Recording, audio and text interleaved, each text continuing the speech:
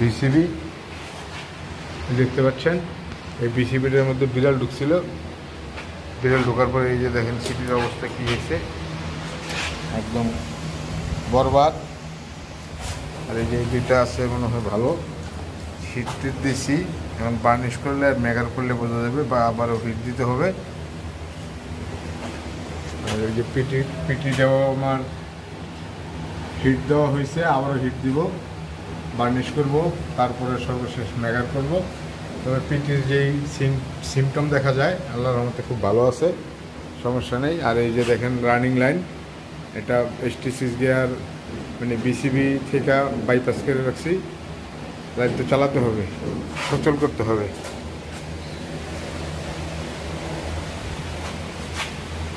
তো আমার এই চ্যানেলটা যারা সাবস্ক্রাইব করেন নাই অবশ্যই সাবস্ক্রাইব করবেন এবং পাশে থাকা বেল আইকনটি প্রেস করে দিবেন। বেশি বেশি লাইক কমেন্ট শেয়ার করবেন।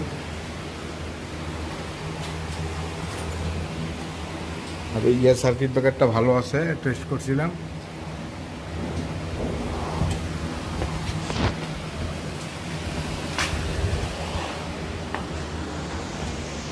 এখন অফে আছে, আমি একবার অবশ্য টেস্ট করছিলাম, অফে আছে। এই যে দেখেন চার্জার, এটা ম্যানুয়াল চার্জার অপশন আছে, আবার ইলেকট্রিক পাওয়ার ট্রেপ চার্জও হবে।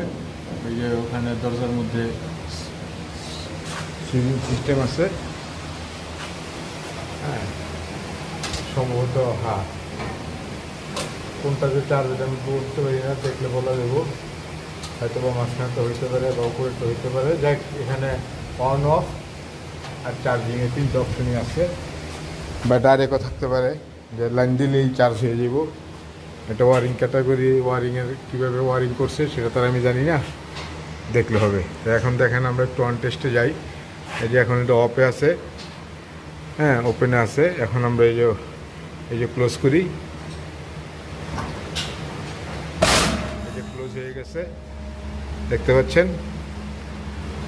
এটা ভালো কাজ করতেছে।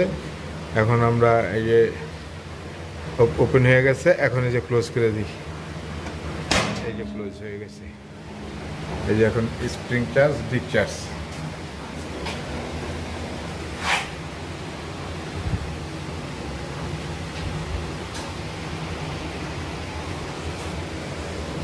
তো আমার এই চ্যানেলটা যারা সাবস্ক্রাইব করেন নাই অবশ্যই সাবস্ক্রাইব করবেন। পাশে থাকা বেল আইকনটি প্রেস করে দিবেন। বেশি বেশি লাইক কমেন্ট শেয়ার করবেন।